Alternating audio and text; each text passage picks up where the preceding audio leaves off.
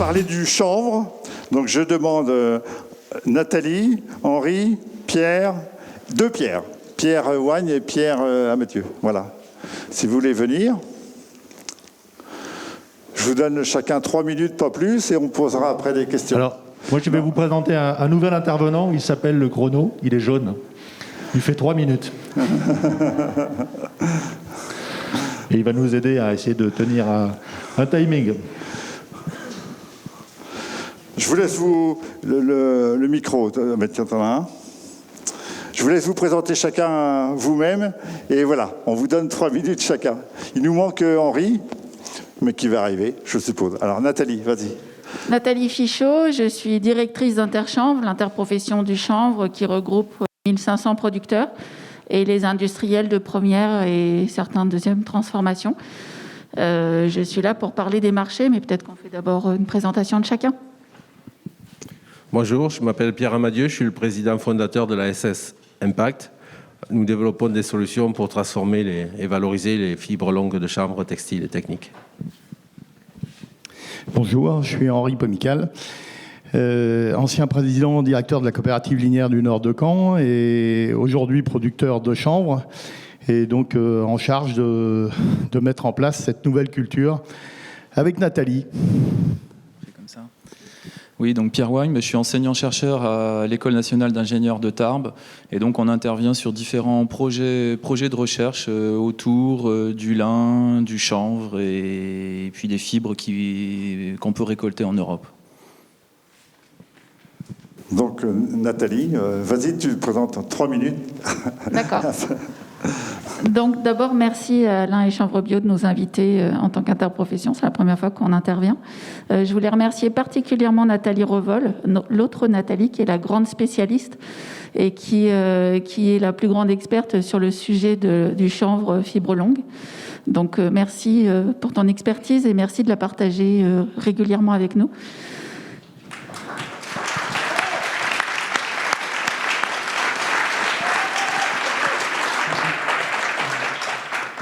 Donc Nathalie m'a demandé de vous parler des marchés du chanvre.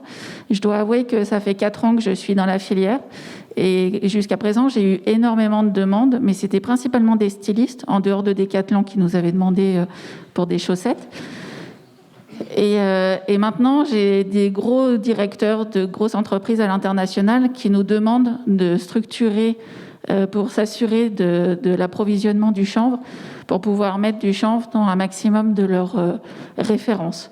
Donc il est clair que la crise sanitaire a énormément repositionné les valeurs de chacun, et chacun comme consommateur.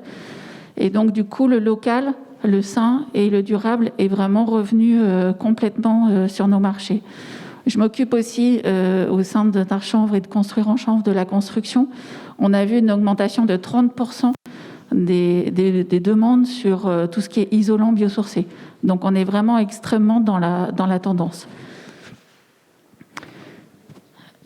Sur le chanvre, en textile, vous avez 3 technologies. Il y a la technologie fibre longue que Nathalie connaît par cœur. Et Henri va vous en parler tout à l'heure sur la partie teillage.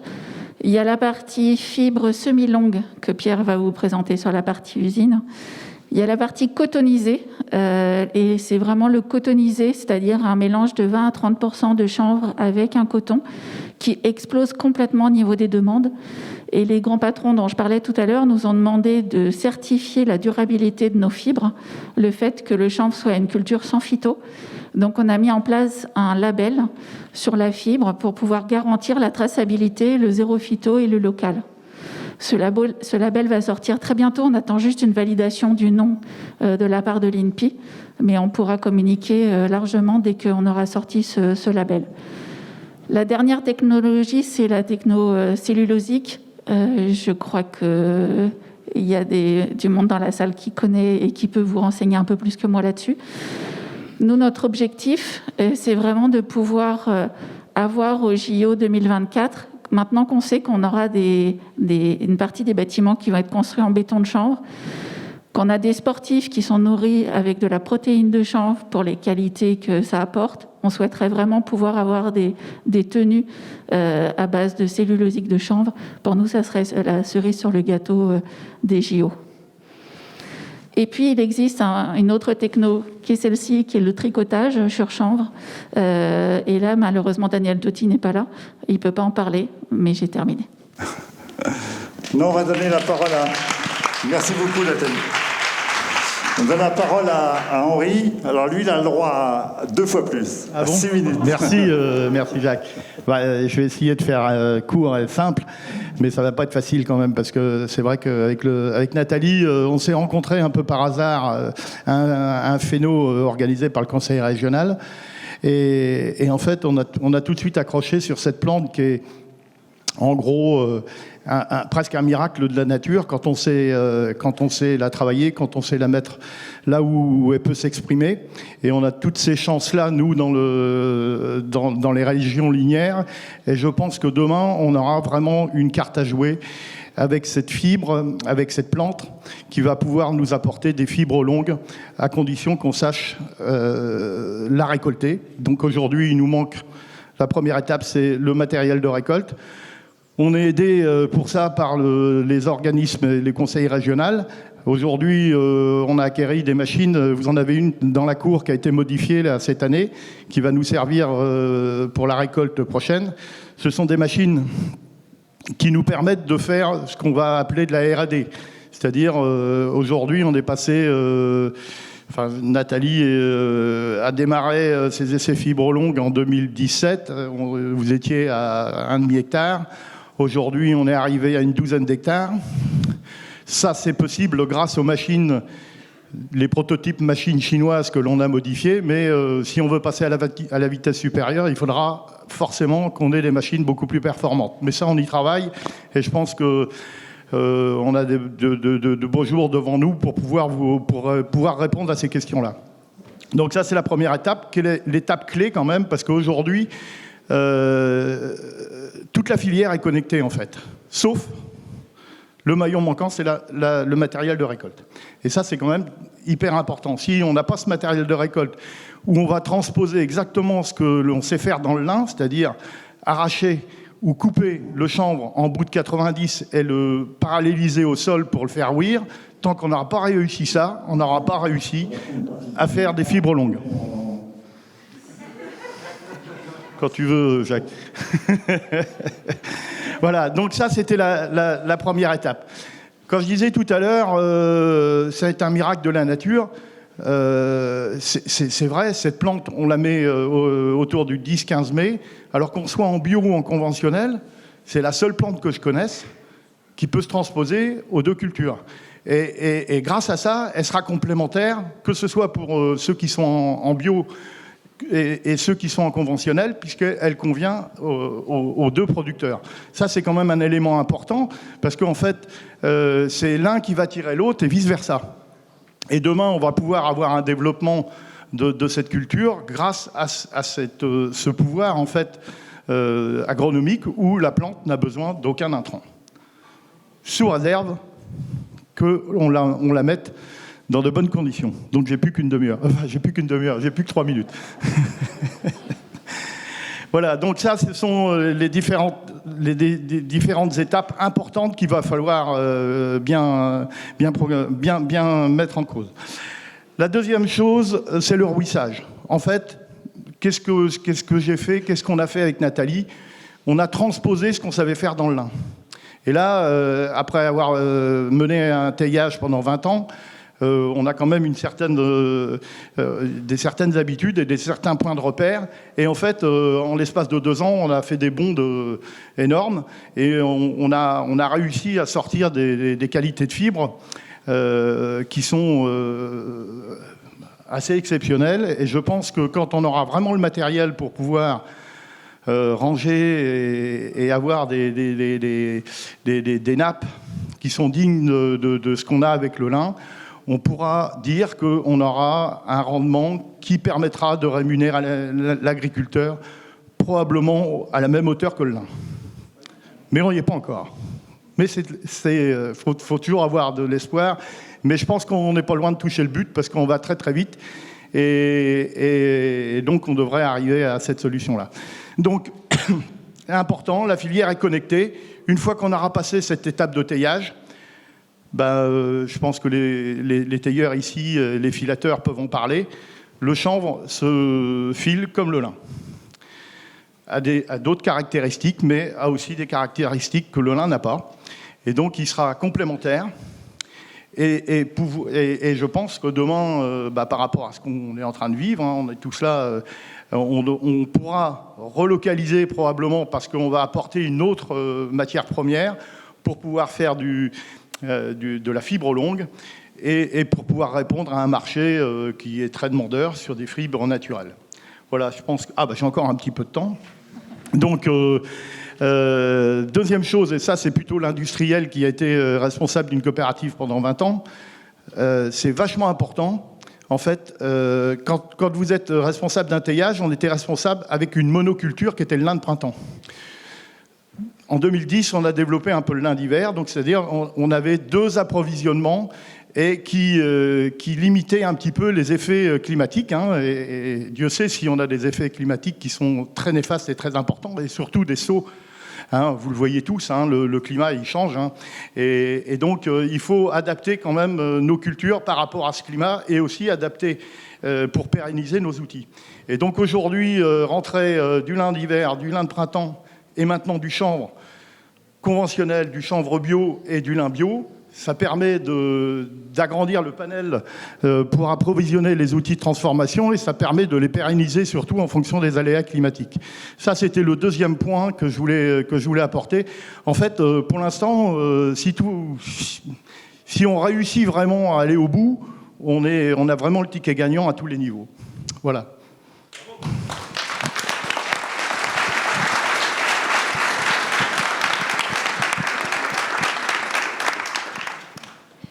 Moi, j'étais absent hier, je vais prendre 2 tours de sablier aussi.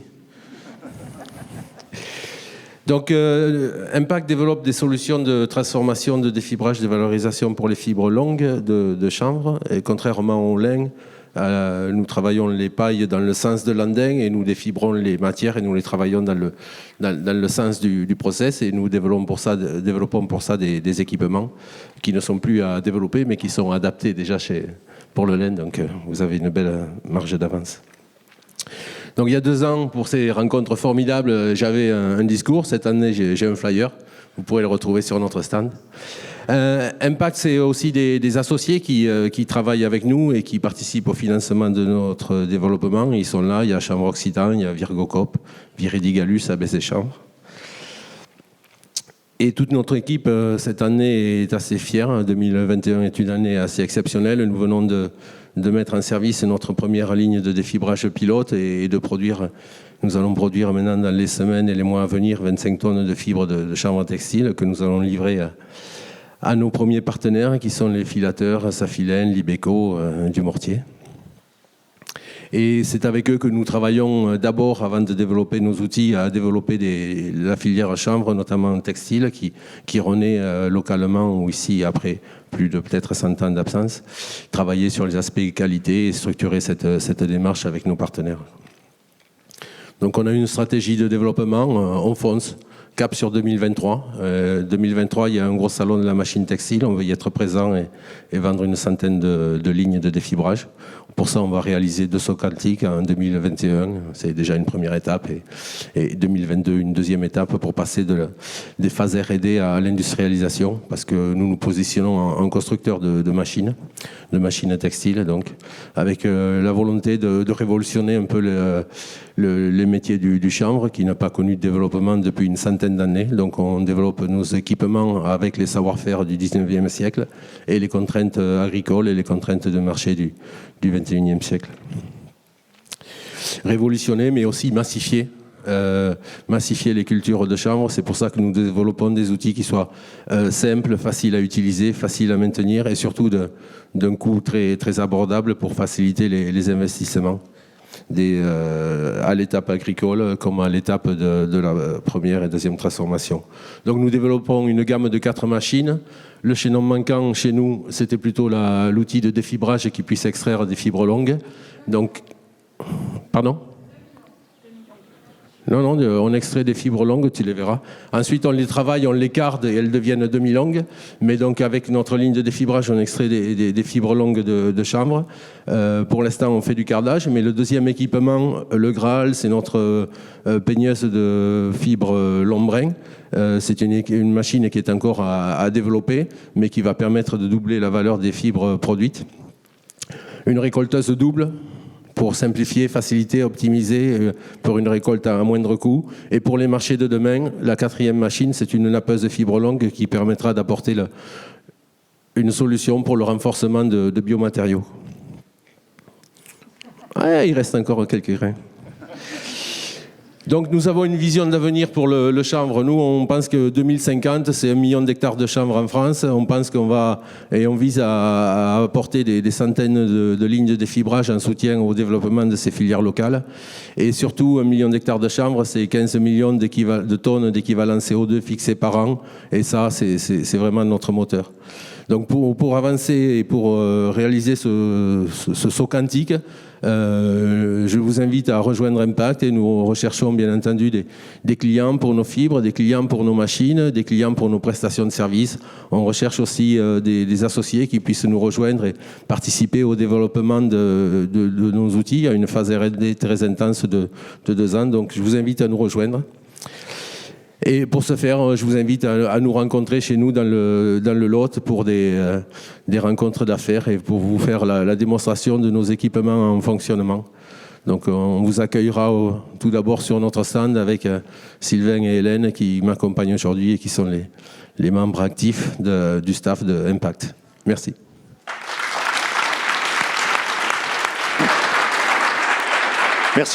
Merci Pierre. Donc vous le voyez sur la filière chanvre, il n'y a pas une filière chanvre, il y a plusieurs filières différentes. Traditionnellement, Pierre travaille le chanvre dans la longueur de la fibre, il l'a expliqué, alors que les liniculteurs travaillent au teillage dans l'autre sens. Et donc les nappes sont perpendiculaires.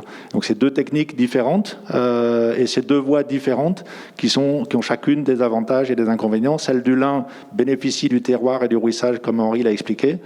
Celle de Pierre permet d'aller sur d'autres terroirs agricoles. Oui, ok. Pierre Wine, donc je vous ai dit, je suis enseignant-chercheur à l'École nationale d'ingénieurs de Tarbes. Alors moi, j'ai beaucoup de chance.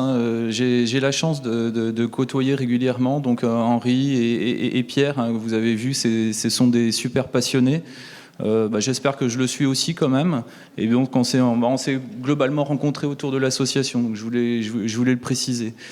Alors, ce qu'on fait, nous, on travaille sur la valorisation des plantes à fibres et donc ce qu'on peut faire avec les fibres. Alors, on a commencé principalement au départ avec les matériaux composites. Alors, on n'est pas là pour ça, avec les géotextiles, mais ça nous a permis quand même d'acquérir un certain nombre de connaissances sur des fibres. Alors, au départ avec du lin et puis depuis quelques années autour du chanvre. Alors avec un certain nombre d'accomplissements sur des projets composites. Donc vous pourrez voir des rovings qui ont été réalisés pour des applications maintenant qui vont être produites autour de l'automobile, de l'aéronautique et de l'acoustique notamment. Alors pour en revenir à ce qui nous intéresse aujourd'hui, au textile. Donc on s'y intéresse notamment avec nos outils. Alors nos outils à taille laboratoire, des outils évidemment de caractérisation dans un laboratoire de recherche, mais pas seulement. Des petits outils aussi de procédés, notamment donc avec une petite chaîne de taillage-peignage, et puis des outils de préparation pour aller vers la filature. Alors filature au mouillé, on commence tout juste, et puis filature guipée. Donc on a quelques petits exemples de fils qu'on commence à faire, notamment en guipée, puis on espère bientôt filature au mouillé. Alors pourquoi je suis là aujourd'hui ? C'est parce que on travaille donc avec l'association autour d'un projet donc où on regarde si on peut essayer de faire progresser la qualité des fibres Et puis éventuellement la quantité aussi. On a récemment, là, autour des projets composites, on avait regardé autour du teillage et du peignage aussi comment augmenter les rendements. Donc c'est des choses, on en a beaucoup parlé avec Henri. On avait obtenu des choses à l'échelle laboratoire, évidemment, des choses qui n'étaient pas vraiment faisables industriellement, mais récemment, là, les rendements en fibre ont été au teillage de Villon, notamment très très augmentés. Et donc, si modestement on a pu peut-être y contribuer, c'était un succès. Et puis voilà, on regarde autour de ce projet-là. Alors autour d'une thèse, il y a Lola qui doit être dans la salle quelque part. Donc voilà, au fond, elle lève la main. Donc c'est elle qui travaille, qui fait tous les essais. Et donc on va regarder beaucoup de choses, des dates de récolte, regarder comment on change la qualité des fibres, etc. Bon, voilà. Donc mon temps est arrivé un peu au bout. Donc voilà, on travaille autour de la valorisation des fibres textiles, donc lin, chanvre, ortie. Éventuellement, ça nous intéresse également, et avec le but d'essayer de contribuer à l'amélioration de ces fibres. Donc évidemment, si certains d'entre vous êtes intéressés, vous pouvez nous faire signe, mais je disais, je suis déjà vraiment très content d'être là, et puis très content de travailler avec des passionnés comme ceux qui sont ici. Voilà.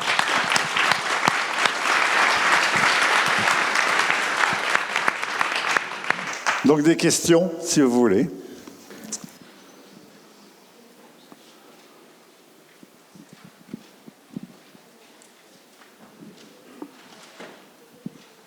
Oui, bonjour, c'est Njiradan de Valbium. C'était une petite question, comme j'entendais que Nathalie disait fibre semi-longue, par rapport à l'outil d'Impact, par rapport à une ligne de teillage. Quelle est la longueur des brins qui rentrent et la longueur finalement de la fibre? Oui, donc l'étape teillage qui est aujourd'hui l'étape importante, une fois que la machine de récolte nous aura mis une nappe comme pour le lin, c'est-à-dire maximum 95, voire 1 mètre, mais grand maximum, après, on peut considérer, et moi j'en suis persuadé, puisque quand on avait réussi à faire ça d'une façon manuelle, on a des rendements au teillage qui sont en cadence, qui sont similaires au lin. Et j'ai pas tout à fait bien compris la question. La longueur en sortie de fibre, si vous rentrez de la paille à 95, vous sortez des fibres à 95. Hein. Alors, parce qu'il y a des grosses différences entre les deux, c'est ça. Pierre va compléter. D'accord. Merci. Donc, de la même manière que Henri, quand on rentre une paille de chanvre, on sort un brin de chanvre qui va faire, pour la plupart en tout cas, qui vont faire les longueurs du brin de paille. Nous, on rentre des brins de paille en long dans la machine, donc la contrainte n'est pas en largeur, mais elle est en longueur. C'est sur notre processus d'étirage des matières. Donc si on a des pailles de 2 mètres ou de 3 mètres, on ressort des brins de 2 mètres ou de 3 mètres. Par contre, on ne peut pas travailler des brins de 2 mètres ou 3 mètres. Donc aujourd'hui, la première transformation, c'est le teillage ou le défibrage. Dans notre cas, on parle plutôt de défibrage. Aujourd'hui, on va finaliser la transformation par une deuxième étape qui est celle du cardage. On utilise une carde à chanvre, carde briseuse. La carde briseuse casse la longueur du brin de fibre et on va se retrouver avec des brins de fibre selon les réglages et la customisation de cette carde qui peuvent tourner autour d'un diagramme d'une longueur de fibre recentrée autour de 200 mm, voire recentrée autour de 300 mm et plus. Ça, c'est la carte qui nous amène la réduction de cette longueur de fibre. Donc, on va faire derrière des fils numérométriques des fils plus grossiers, numérométriques filature d'étoupe, des numérométriques 10-12. Derrière notre ligne de défibrage, on vise à développer une peigneuse qui ne sera pas une peigneuse comme la grande peigneuse du lin, mais une peigneuse qui va travailler en long. Et là, on va configurer nos fibres aux attentes du marché selon leur qualité. On va pouvoir faire des réductions de longueur à 600, 800 mm si c'est la demande du filateur, à 200 mm si par ailleurs elle est à 200 mm. Ça reste quand même un équipement à développer, il va falloir financer son développement. Une autre question, si vous voulez. Oui, bonjour, Côme Pesquet, expérimentateur de chanvre depuis 2 ans.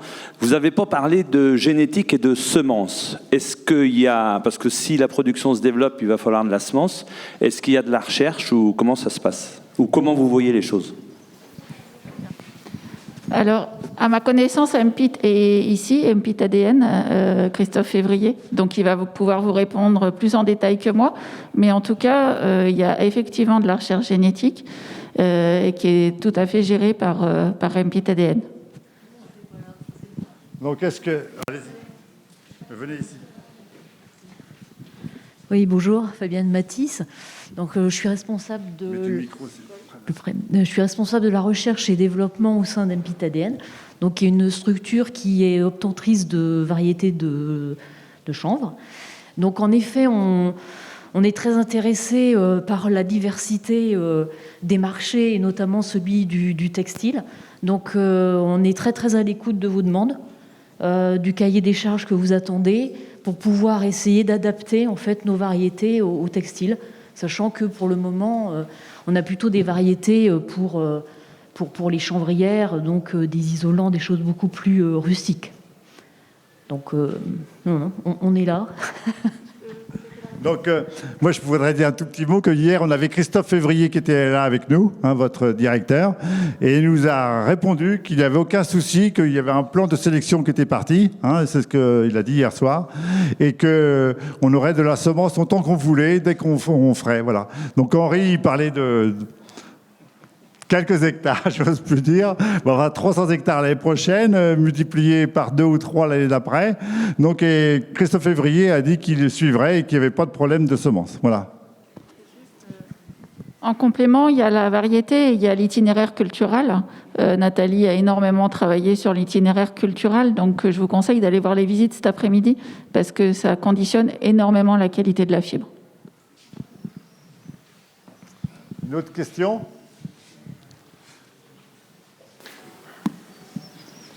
Il y a quelqu'un à côté de toi. Ouais. Moi, c'est plus une interrogation sur. Vous avez parlé de label zéro phyto. Je me posais la question. Finalement de l'articulation avec le label bio. Alors je comprends bien la démarche qui est une démarche que je perçois un peu filière où on va partir de demande de l'aval et on va remonter en répercutant sur une forme de traçabilité, etc. avec une labellisation. Mais en fait, on multiplie un petit peu les labels par filière et je trouve que ça fait un peu penser en silo, alors que nous, au niveau production agricole, on va quand même plutôt penser système. C'est-à-dire que si on partage les valeurs d'écologie, etc., de réduction des produits phytosanitaires, il y a déjà le label bio qui existe et qui est un label systémique et qui correspond plutôt bien justement à la gestion de l'exploitation. Enfin, au niveau agricole, on est vraiment en système, c'est-à-dire que le lin bio, il s'inscrit dans une rotation de culture en complémentarité avec d'autres cultures, elles aussi en bio, et il y a aussi un effet d'entraînement, c'est-à-dire qu'à partir du moment où on fait... quelqu'un a un projet bio dans son système, il va partir dans toutes les filières en bio, quoi. Donc c'est quand même un effet d'entraînement qui est assez intéressant. Donc je comprends assez bien la démarche, mais moi ça me pose quand même cette question-là de comment ça s'articule avec un label qui, en plus, le label bio, c'est un label qui est dans la jungle des labels agricoles, c'est celui qui est le plus connu, quoi. Tout le monde connaît, donc c'est un vrai point fort, en fait. C'est un vrai point fort. Moi je trouve qu'il faut miser dessus, quoi. Alors, tout à fait d'accord. Effectivement, c'est un point fort, le bio. Le problème, c'est que c'est l'exploitation qui est labellisée en bio et pas la production, qui a une obligation de moyens, mais pas de résultats.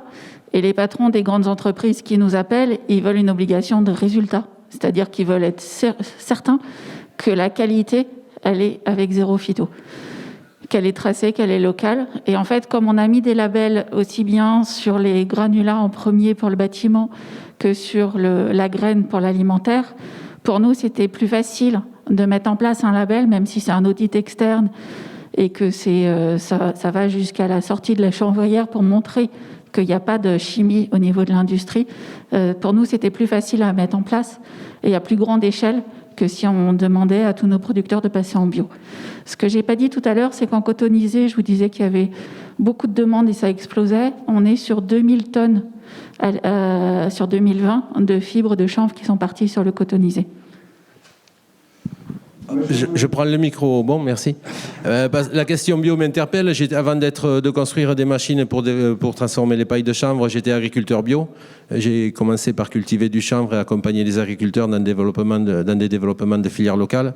Donc, pour nous, on vend des machines, peu importe si le chanvre est cultivé en bio ou s'il était cultivé en bio ou en conventionnel. Ceci, on voit quand même le chanvre comme un vecteur de la transformation écologique de nos sociétés, de nos consommations. Remplacer le plastique par du chanvre, ça a vraiment du sens si on remplace les phytos et les engrais par de la rotation.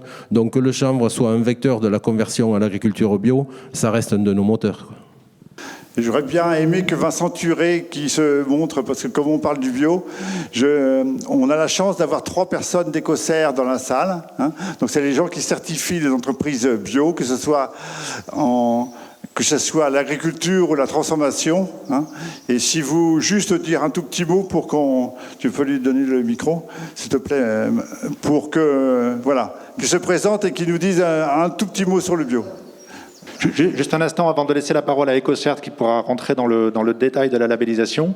Les filières lin bio et chanvre bio sont des filières qui sont assez différentes puisque pour faire du lin bio, on n'a pas la même conduite agricole qu'en lin conventionnel.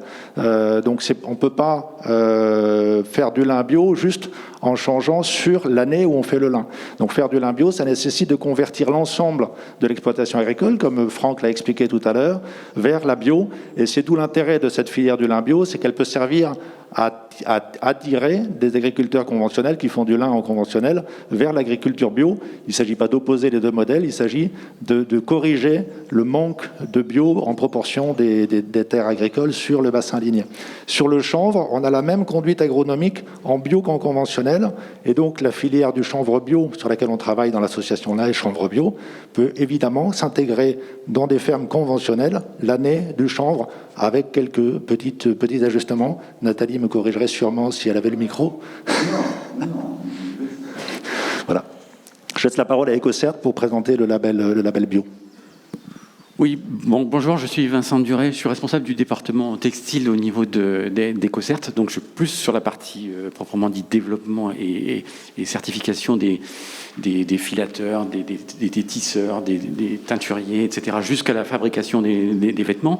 Et bien sûr, j'ai aussi dans la salle, il y a mes collègues aussi de la partie agricole qui pourraient vous répondre plus précisément sur la partie emploi d'herbicides, de pesticides. Normalement, c'est interdit sur la partie biologique pour ce qui est de synthèse. Donc forcément, effectivement, les labels ou les certifications de type biologique, c'est un des grands principes de dire ce type d'utilisation est interdite.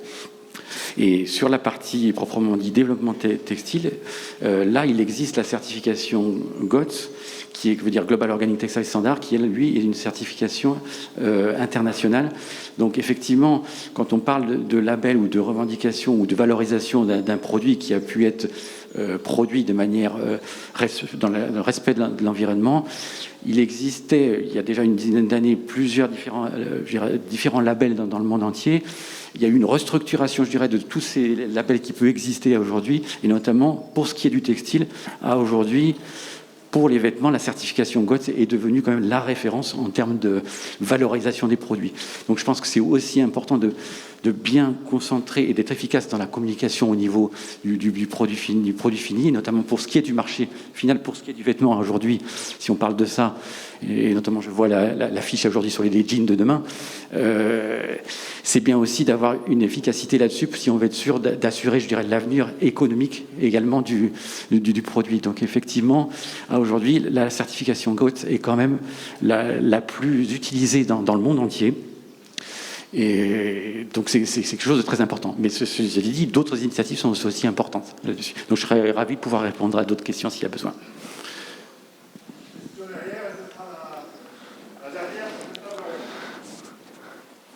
Alors, difficile.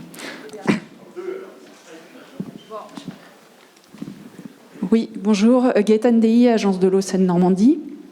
Moi, j'avais justement du coup une question, c'était de savoir si on pouvait avoir un textile du coup identifié, certifié GOTS, alors qu'on aura un chanvre zéro phyto, et idem sur le lin zéro phyto qui existe également. Est-ce qu'il y a un label en cours de création ? À ma connaissance, non, mais je vais repasser le micro à Ecocert. Merci pour votre question. En fait, déjà, la certification GOTS, ça veut dire biologique pour le textile. Il faut savoir qu'il n'y a pas de réglementation sur la partie textile proprement dit pour revendiquer le caractère biologique d'un textile, parce que c'est pas couvert par la réglementation européenne, par exemple, sur les produits qui touchent les produits agricoles. Donc, quand on dit biologique, ça veut dire que la fibre brute a été certifiée suivant la réglementation agricole. Donc on ne peut pas avoir de labellisation ou de certification biologique d'un produit, même d'un vêtement, sans qu'il y ait cette certification au départ de la fibre brute là-dessus.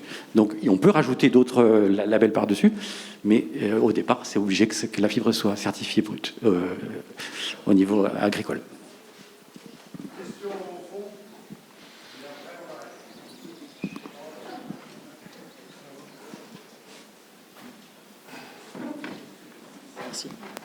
Bonjour, Frédéric Vernet, donc de la teinturerie de la justice de Roubaix. Donc nous sommes une entreprise industrielle textile. On ennoblit les fils, on est teinturier exclusivement sur fil bobine. On travaille depuis des années et des années, c'est une de nos spécialités de teindre le lin. On a de plus en plus de demandes sur le chanvre depuis 2-3 ans. C'est d'ailleurs pour ça qu'on a mis en place la certification GOTS. Mais aujourd'hui, on a de plus en plus de demandes sur l'ortie. On en a parlé rapidement juste avant.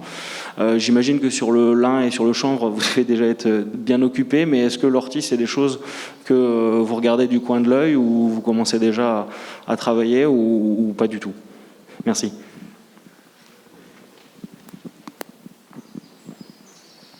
Bon, je ne vais pas répondre pour Georges. Il marche. Je ne vais pas répondre pour Georges, mais nous, on travaille des pailles dans le sens longueur. On va mettre des pailles de chanvre, on va mettre des pailles de lin, on va mettre des pailles d'ortie. Il n'y a pas de souci, on peut faire des essais. On a peut-être des sollicitations dans la salle, on va voir, mais pour faire des essais de la R&D et plus tard de la production, c'est possible. Pierre. On a beaucoup parlé de GOTS. Alors, pour compléter l'information au niveau de GOTS, je précise que le lin bio produit par les fameux Ouïghours, que tout le monde connaît, est certifié GOTS.